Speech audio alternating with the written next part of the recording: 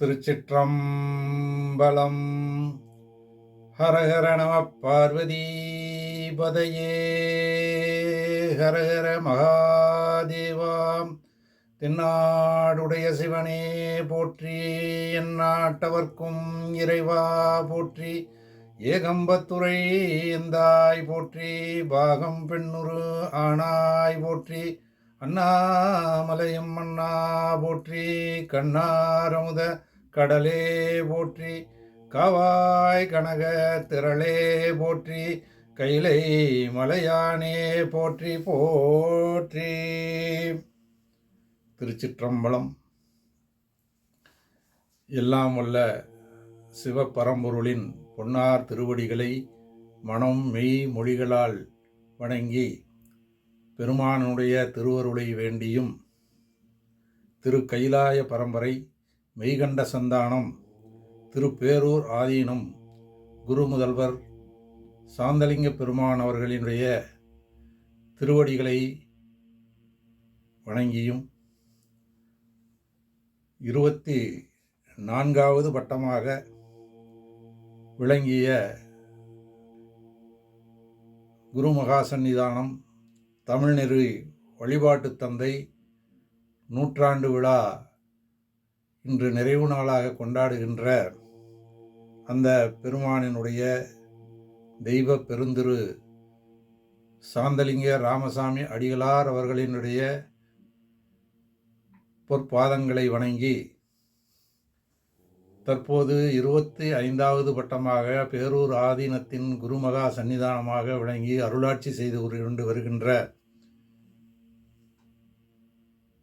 நாமெல்லாம் போற்றி வணங்குகின்ற பெருமைக்கு உரிய குருமகா சன்னிதானம் கைலை புனிதர் முனைவர் சாந்தலிங்க மருதாச்சல அடிகளார் அவர்களின் பொற்பாதங்களையும் வணங்கி, அவர்களது குரு அருளை வேண்டியும், இந்த நல்லார் இணக்கம் என்கின்ற இந்த இனிய நிகழ்விலே கலந்து கொண்டிருக்கின்ற, இணைய வழி மூலமாக கலந்து கொண்டிருக்கின்ற அன்பர்களுக்கும் மெய்யடியார்களுக்கும் சிவநேய செல்வர்களுக்கும் சைவ பெருமக்களுக்கும் ஆசிரியர்களுக்கும் மாணவ செல்வங்களுக்கும் அடியேனின் பணிவான வணக்கத்தை தெரிவித்து மகிழ்கின்றேன். இந்த நன்னாளிலே நாம் போற்றுதற்குரிய 24வது வட்டமாக விளங்கி வந்த தெய்வத்திரு சாந்தலிங்க ராமசாமி அடிகளார் அவர்களினுடைய நூற்றாண்டு விழா நிறைவு நாளாகிய இன்று ஒரு நன்னாள் நமக்கெல்லாம். அந்த நாளிலே திங்கள் ஒரு திருத்தலம் என்கின்ற தலைப்பிலே உங்களோடு உரையாடுவதற்காக அடியேனுக்கு வாய்ப்பளித்த பெருமானுக்கும் குருமகா சன்னிதானங்களுக்கும் நன்றியுடன் மீண்டும் அடியேனின் வணக்கத்தையும் தெரிவித்துக் கொள்கின்றேன். இன்றைய தினம் நாம் எடுத்துக்கொண்டிருக்கின்ற அந்த தலைப்பு ஆனது ஈசனே தாயாக வந்த தலம் திருச்சிராப்பள்ளி என்கின்ற அந்த தலம். அதை பற்றி பேச இருக்கின்றோம். அதற்கு முன்னதாக நாம் வாழ்த்து பாடல்களை பாடி இந்த நிகழ்வை தொடங்க இருக்கின்றோம். இடர்கள் முழுதும் எவனருளால் எரிவீழும் பஞ்சு என மாயும், தொடரும் உயிர்கள் எவன் அருளால் சுரர்வாழ் பதியும் உற செய்யும், கடவுள் முதலோர் கூறின்றி கருமம் எவனால் முடிவுறும், அத்தடவு மறுப்பு கணபதி பொற்சரணம் சரணம் அடைகின்றாம். யாம் ஓதிய கல்வியும் எம் அறிவும் தாமே பெறவேலவர் தந்ததனால், பூமேல் மயல் போய் அறமே புணர்வீர் நாமேல் நடவீரினியே.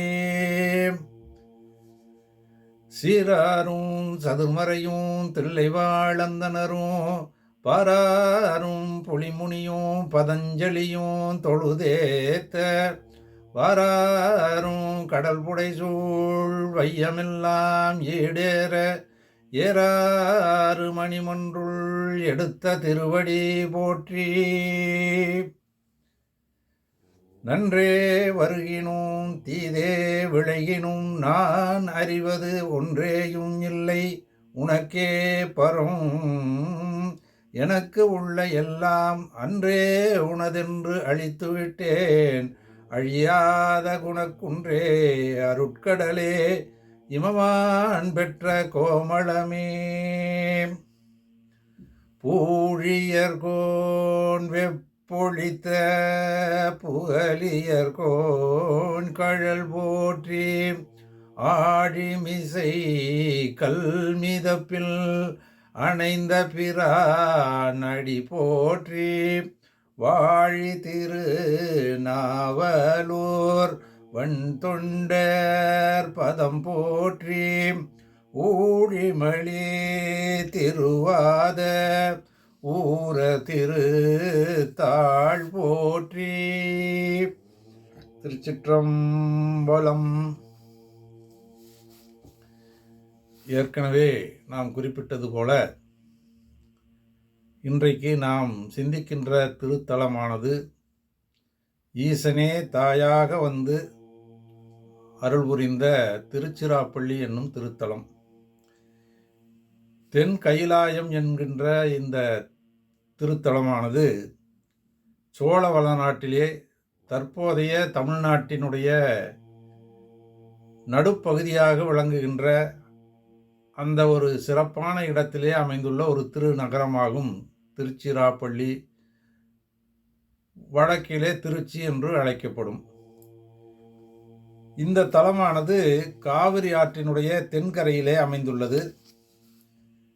இந்த தென்கரை பாடல் பெற்ற தென்கரை தலங்களிலே இது 6வது தலமாக விளங்குகின்றது. இந்த தலத்திற்கு காவிரி ஆற்றினுடைய வடகரையிலே சிறப்பு பெற்ற ஆனைக்கா என்று சொல்லக்கூடிய அந்த திரு ஆனைக்காவல் என்கின்ற திருத்தலமும், வைணவர்களெல்லாம் போற்றுகின்ற அரங்கநாதர் எழுந்தருளுகின்ற பள்ளி கொண்டு அருளுகின்ற அந்த ஸ்ரீரங்கம் என்கின்ற திருத்தலமும் அமைந்துள்ளது. அப்படிப்பட்ட ஒரு சிறப்பான இந்த திருத்தலத்தை பற்றி நாம் இன்றைக்கு சிந்திக்கலாம். எளிதிலே இந்த நகரத்தை அடையும் வகையிலாக சென்னையிலிருந்து கன்னியாகுமரி செல்கின்ற அந்த தேசிய நெடுஞ்சாலையும், மேற்கே கொச்சி, கோயம்புத்தூர், நாகப்பட்டினம் வரை செல்கின்ற அந்த நெடுஞ்சாலையும் சந்திக்கின்ற ஒரு இடத்திலே, ஒரு மையப்பகுதியிலே இந்த திருத்தலம் அமைந்திருக்கின்றது. அந்த வகையிலே சாலை மூலமாக நாம் எல்லா இடங்களிலிருந்தும் ஊர்களிலிருந்தும் இங்கே வருவது எளிதாகவே இருக்கும். அதற்கான வசதிகள் அதிக அளவிலே இருக்கின்றன. அதேபோல புகைவண்டி மூலமாகவும் வருவதற்கான வாய்ப்புகளும் இங்கே அமையப்பட்டிருக்கின்றது. பல்வேறு இடங்களிலிருந்தெல்லாம் அந்த ரயில் வண்டி மூலம் வருவதற்கான வசதிகளும் இந்த திருத்தலம் பெற்றிருக்கின்றது. அது மட்டுமல்ல, விமானம் மூலமாக வருவதென்றாலும் இங்கே ஒரு விமான நிலையமும் அமையப்பட்டிருக்கின்றது. அந்த வகையிலே எல்லா வகையிலும் எவ்விடத்திலிருந்து வருவதாக இருந்தாலும் மிக எளிதாக வந்து சேரக்கூடிய அளவிலே ஒரு பெரிய நகரமாக இன்றைக்கு விளங்கி கொண்டிருக்கின்றது.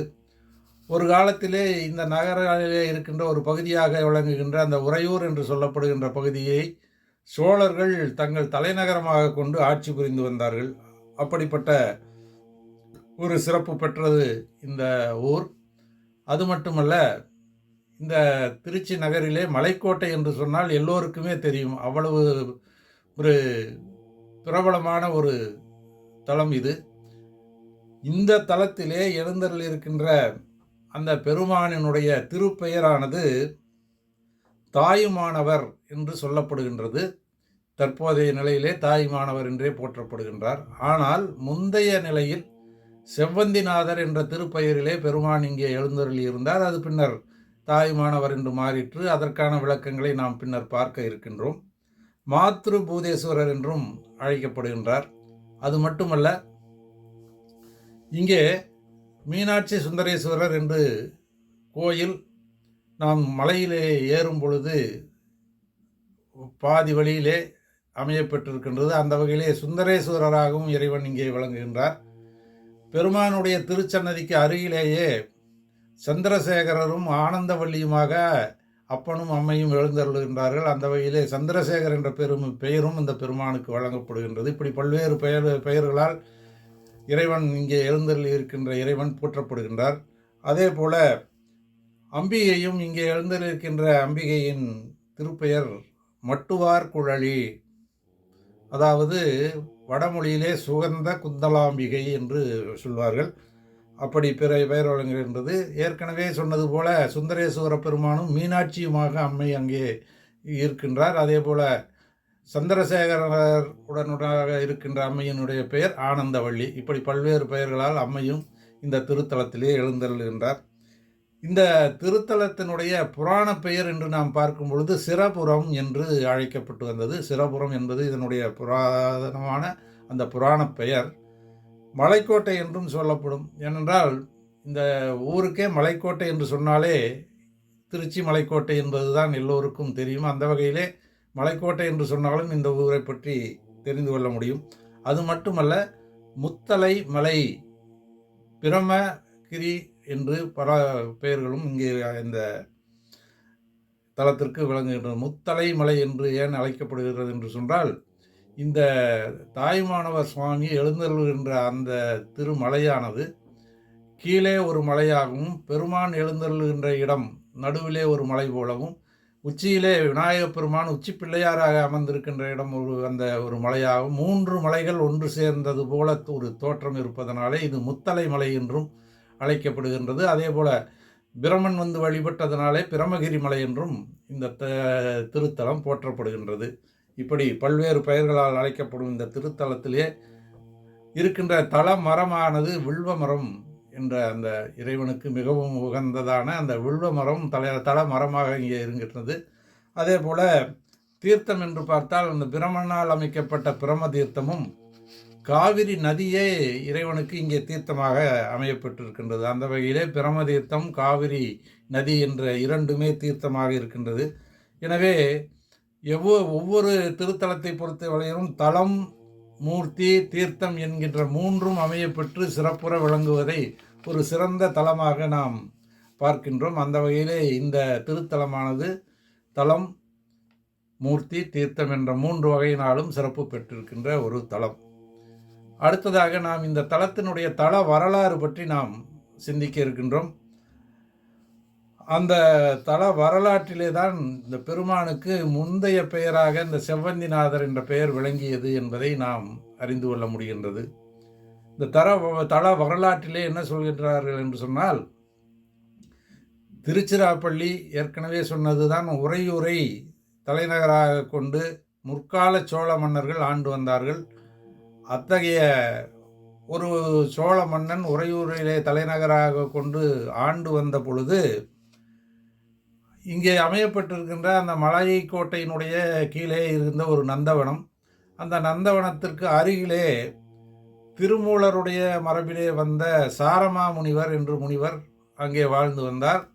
அந்த முனிவர் இங்கே இந்த மலையின் மீது அமர்ந்திருக்கின்ற சிவபெருமான் மீது ஆழமான பக்தி கொண்டவர். அவர் நாள்தோறும் என்ன செய்வார் என்றால், நந்தவனத்திலே மலர்ந்திருக்கின்ற அப்போது மலர்கின்ற அந்த புதிய மலர்களை, அந்த போதுக்கள் என்று சொல்லக்கூடிய மலர்களை புதிதாக பறித்து எடுத்துக்கொண்டு போய் இறைவனுக்கு சாத்தி வழிபடுவது அவர்களது வழக்கமாக இருந்தது. அதிலும் குறிப்பாக செவ்வந்தி மலரை அதிகமாக அந்த நந்தவனத்திலே வளர்த்து அந்த மலர்களை கொண்டு பெருமானை சூட்டி வழிபடுவார் என்பதனாலே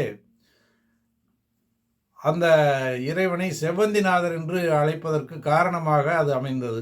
நாள்தோறும் இந்த சாரமாமுனிவர் செவ்வந்தி மலர்களை பறித்து கொண்டு போய் மலை மேலே இருக்கின்ற அந்த பெருமானுக்கு சாத்தி வழிபடுவது வழக்கம்.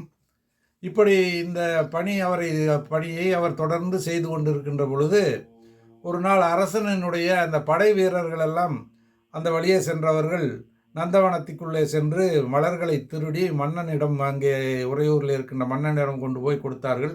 அந்த மன்னன் அந்த மலரினுடைய அழகிலும் நறுமணத்திலும் மயங்கி நாள்தோறும் அந்த நந்தவனத்திலிருந்து இந்த செவ்வந்தி மலர்களை கொண்டு வர வேண்டும் என்று அந்த பணியாட்களுக்கு வீரர்களுக்கு ஆணையிட்டான். அந்த வகையிலே அவர்களும் நாள்தோறும் சென்று அதிகாலையிலே முனிவர் வந்து பறிப்பதற்கு முன்பாகவே இவர்கள் சென்று அந்த மலர்களை எல்லாம் பறித்து வந்து அரசனிடம் கொடுத்து விடுவார்கள். முனிவர் எப்பொழுதும் தான் அந்த மலர்களை பறிக்க செல்லுகின்ற அந்த நேரத்திலே போய் பார்க்கும் பொழுது அங்கே மலர்கள் எல்லாம் இல்லை. சில நாட்கள் தொடர்ந்து இது நடந்ததைக்கு அறிந்தவர் இது யாரோ செய்கின்ற ஒரு கள்ளத்தனம் என்று எண்ணி அவர் நாடாளும் அந்த வேந்தனிடம் போய் முறையிடுகின்றார். ஆனால் வேலியே பயிரை மேய்வது போல மன்னனே ஆளை விட்டு அந்த மலர்களை திருடி கொண்டிருக்கும் பொழுது அவன் எப்படி கண்டுபிடித்து அவருக்கு நீதி வழங்க முடியும்? எனவே அவன் அவ்வாறு அவருக்கு அந்த மலர்களை கொண்டு செல்வது தான் என்பதை சொல்லாமல் அந்த மலர்கள் அவருக்கு கிடைக்கும்படியாகவாது செய்திருக்கலாம். அதையும் செய்யாமல் தொடர்ந்து இந்த செயலை செய்து வந்தவன் அவருக்கு நீதியும் வழங்கவில்லை. இந்த நிலையிலே முனிவர் பெருமானிடம் முறையிட்டார். பெருமானே, உமக்கு சாத்தி வழிபட வேண்டிய அந்த மலர் எங்கோ சென்று விடுகிறதே, நான் என்ன செய்ய முடியும்? எளியனால் என்ன செய்ய முடியும்? எதுவும் செய்ய இயலாத நிலையில் இருக்கின்றேன் என்று அந்த சிவபூசைக்கு தடை ஏற்படுவதை நினைத்து அவர் முறையிட்டார். உடனே பெருமான் தன்னுடைய அடியார் தனக்காக செய்கின்ற இந்த பணியிலே தடை ஏற்படுவதா என்பதை கண்டு அவர் உடனடியாக கிழக்கு நோக்கி பார்த்து கொண்டிருக்கின்ற அந்த பெருமான், அந்த மலைக்கோட்டையிலிருந்து உறையூர் என்பது மேற்கு பகுதியிலே அமைந்திருக்கும். எனவே மேற்கு பகுதியிலே அந்த மேற்கு முகமாக திரும்பி அந்த உறையூரின் மீது தன்னுடைய கோப கனல் வீசும்படியான ஒரு உக்கிரமான ஒரு பார்வையை அங்கே பெருமான் பார்த்தார். பார்த்த அந்த அளவிலே உறையூர் நகரத்தின் மீது மண் மழையாக பொழிந்தது. அவ்வாறு மண் மழையாக பொழிந்ததினாலே அந்த நகரமே முழுவதுமாக மூடப்பட்டு விட்டது. உறையூர் நகரமே மூடப்பட்டு விட்டது மண்ணால். இது தல வரலாறு சொல்லும் செய்தி. அந்த ஒரு நிலையிலே அரசனும் அரசியும் அங்கே இருந்து அந்த அரண்மனையிலிருந்து தப்பி போய்விட்டார்கள். போகின்ற வழியிலே அரசன் மாண்டு விட்டான்.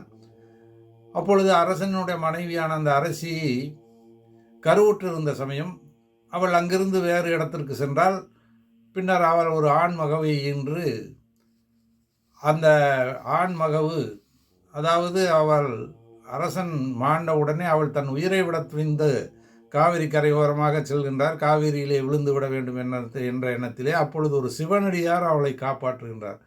அந்த சிவனடியார் அவளை காப்பாற்றி அழைத்து சென்று பாதுகாப்பாக வைத்திருந்தால் அப்புறம் பின்னர் உரிய காலத்திலே அவளுக்கு ஒரு ஆண் மகவு பிறந்தது. அந்த குழந்தை தான் இன்றைக்கு உலகமே வியந்து போற்றுகின்ற கல்லணை என்று சொல்லப்படுகின்ற அந்த அணையை கட்டிய கரிகாலன் என்றும் ஒரு வரலாறு அந்த ஒரு செய்தி கூறுகின்றது. இப்படி அந்த சாரமாமுனிவர் செவ்வந்தி மலர்கள் கொண்டு இறைவனை வழிபட்டதனாலே அந்த இறைவனுக்கு பெயரே செவ்வந்திநாதர் என்று வழங்கப்படுவதாக இருந்தது. சரி, அப்படி செவ்வந்திநாதராக வழங்கப்பட்ட அந்த இறைவன் தாயுமானவர் என்ற பெயர் எப்படி பெற்றார்? அந்த செய்தியை நாம் அறிந்து கொள்ள வேண்டும். அந்த வகையில் இறைவன் ஒரு பெரிய திருவிளையாடலை அங்கே புரிந்திருக்கின்றார். அந்த செய்தியை நாம் தெரிந்து கொள்ளலாம். அதாவது அந்த திரிசிர மலை என்று சொல்லப்படுகின்ற இந்த திருச்சிராப்பள்ளியிலே தனகுப்தன் என்ற வணிகன் ஒருவர் செட்டியார் குலத்தை சேர்ந்த அந்த வணிகன் வாழ்ந்து வந்தான். அவனுடைய மனைவியின் பெயர் ரத்தினாவதி. தனகுப்தனும் ரத்தினாவதியும் இல்லறத்தை ஒரு நல்லறமாக மேற்கொண்டு அவர்கள் வாழ்ந்து வருகின்றனர். ரத்தினாவதி அந்த மலைக்கோட்டையிலே அந்த மலை மீது இருக்கின்ற அந்த செவ்வந்திநாதர் மீது ஆழ்ந்த பக்தி கொண்டவள். அவரை நாளும் வணங்கி தன் செயல்களை செய்பவள். அப்படிப்பட்ட அந்த ரத்னாவதி தன்னுடைய இல்லறத்தின் பயனாக இறைவனுடைய அருளில் காரணமாக மணிவயிறு வாய்க்கப்பெற்றால் கருவுற்றாவள். பிரசவ காலம் நெருங்கி வருகின்றது. அந்த நிலையிலே எந்த பெண்ணுமே தன்னுடைய தாய் உடன் இருந்தால், பிரசவத்தின் போது உடன் இருந்தால் நன்றாக இருக்கும் என்று நினைப்பது வழக்கம்.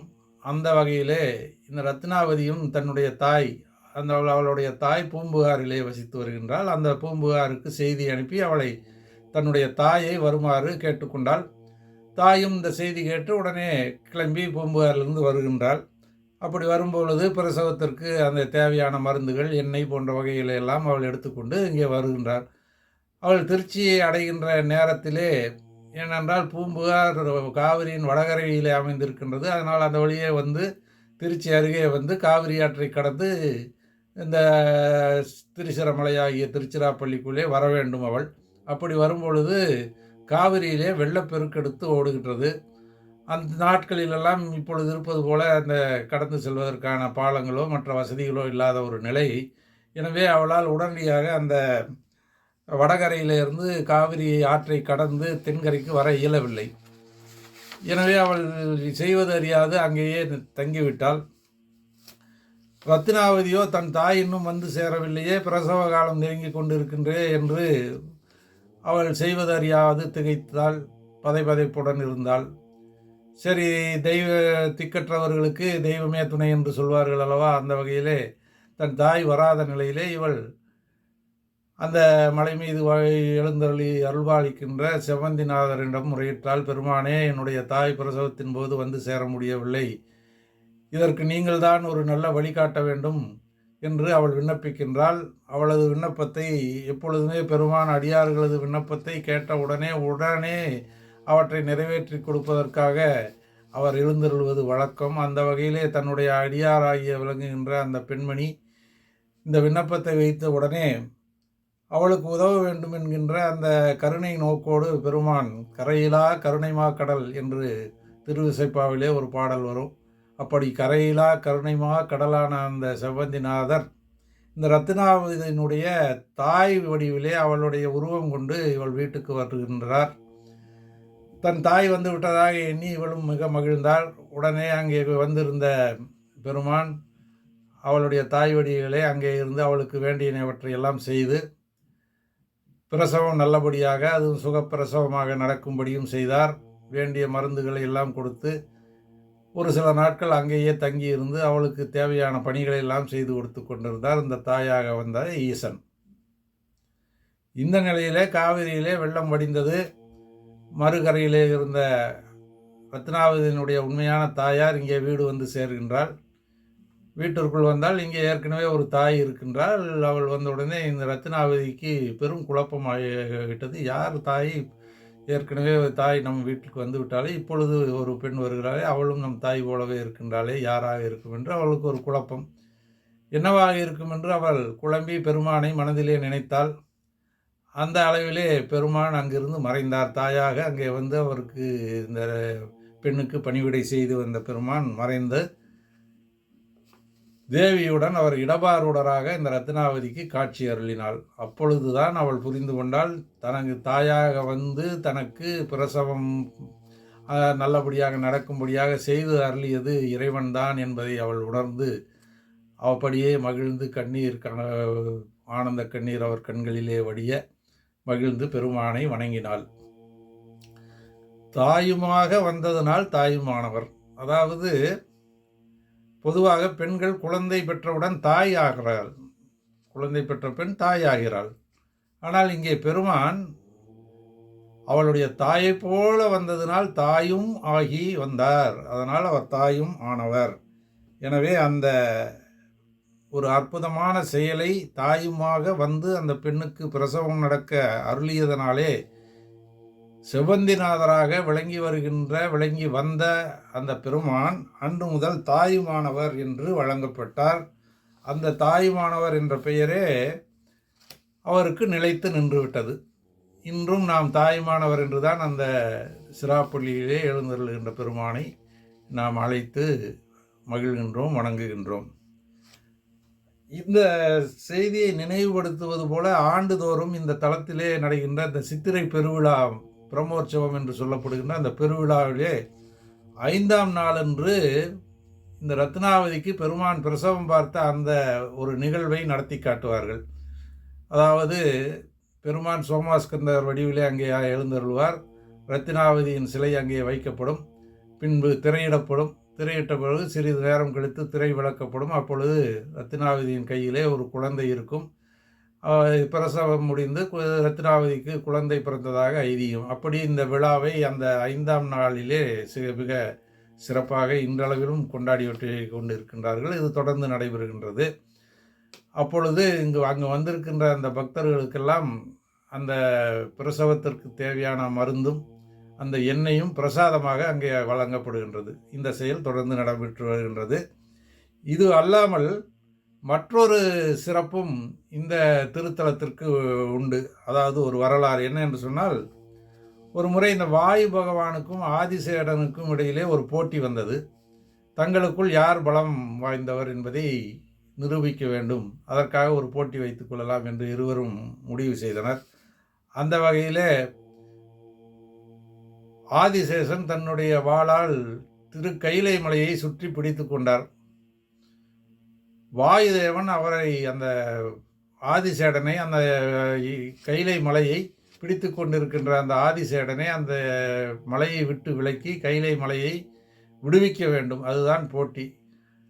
எவ்வளவு முயன்றும் வாயுதேவன் தன்னுடைய முழு சக்தியை எல்லாம் கொடுத்தும் போராடி பார்த்தாலும் அந்த ஆதிசேடனுடைய அந்த மலையை சுற்றியிருந்த அந்த பிடியிலிருந்து கைலை மலையை விடுவிக்க இயலவில்லை. ஆனாலும் ஒரு சில துண்டுகள் அந்த மலையிலிருந்து பெயர்ந்து வந்தன. அப்படி பெயர்ந்து வந்த துண்டுகளிலே ஒன்று இந்த திருச்சிராப்பள்ளியிலே உள்ள இந்த பகுதியிலே விழுந்ததாகவும், அந்த மலையே தற்போது மலைக்கோட்டையாக விளங்குகின்றது என்றும் ஒரு செய்தி கூறுகின்றது. அப்படி வந்த அந்த மலையிலே அங்கே 3 சிகரங்கள் இருந்ததாக சொல்லுகின்றார்கள். இப்போ ஏற்கனவே நாம் முத்தலை மலை என்று குறிப்பிட்டோம் அல்லவா, அந்த வகையிலே இந்த 3 சிகரங்களாக இது அமையப்பெற்றது. அப்படி வந்த அந்த திருக்கைலை மலையின் ஒரு பகுதி. அந்த 3 சிகரங்களாக அமையப்பெற்ற இந்த மலைக்கோட்டையை 3 தலைகளை கொண்ட திரிசுரன் என்கின்ற ஒரு அசுரன் அங்கே வந்து தவம் புரிகின்றான் பெருமானையை நோக்கி. அவன் கடும் தவம் இயற்றுகின்றான். இருப்பினும் பெருமான் அவனுக்கு காட்சி அருளவில்லை. அந்த நிலையிலே அவன் வருந்தி தன்னுடைய தவத்திலே ஏதோ குறைபாடு இருக்கின்றதோ என்று எண்ணியவன் உடனடியாக 3 தலைகளிலே ஒரு தலையை வெட்டி தீயிலே இட்டான். அப்பொழுதும் பெருமான் காட்சியளிக்கவில்லை.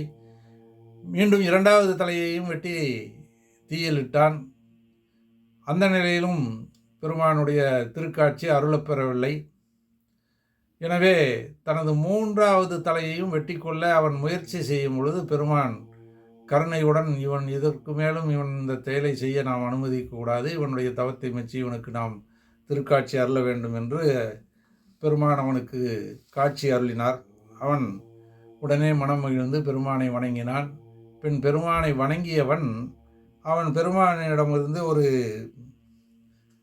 வேண்டுகோள், அதாவது வரமாக கேட்கின்றான். என்னென்றால், ஈசனே, நீங்கள் இங்கேயே எழுந்தருளி இங்கு உம்மை வழிபடுகின்ற அனைத்து பக்தர்களுக்கும் அருள்பாலித்து வர வேண்டும் என்று ஒரு விண்ணப்பத்தை வைத்தான்.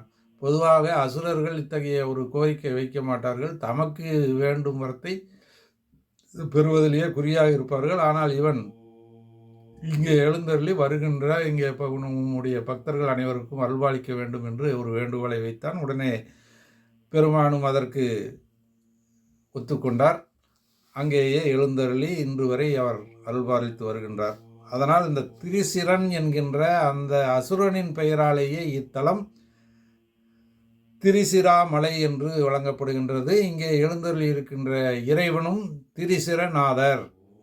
திரிசிரன் கேட்டுக்கொண்டபடி பெருமான் இங்கே வந்து எழுந்தருளுவதனாலே அவர் திருசிரநாதர் என்ற திருப்பெயருடன் விளங்குகின்றார். இந்த தலத்திற்கு திருச்சிராமலை என்று வழங்கப்பட்டது. அந்த திருச்சிராமலை திருச்சிராப்பள்ளியாகி தற்போது திருச்சி என்று வழங்கப்படுகின்றது. இது இந்த தலத்தை பற்றிய ஒரு வரலாறு. இந்த அளவிலே நாம் இந்த தல வரலாற்றை நிறைவு செய்கின்றோம். அடுத்ததாக இந்த தலத்தினுடைய சிறப்புகளை பற்றி நாம் பார்க்கலாம்.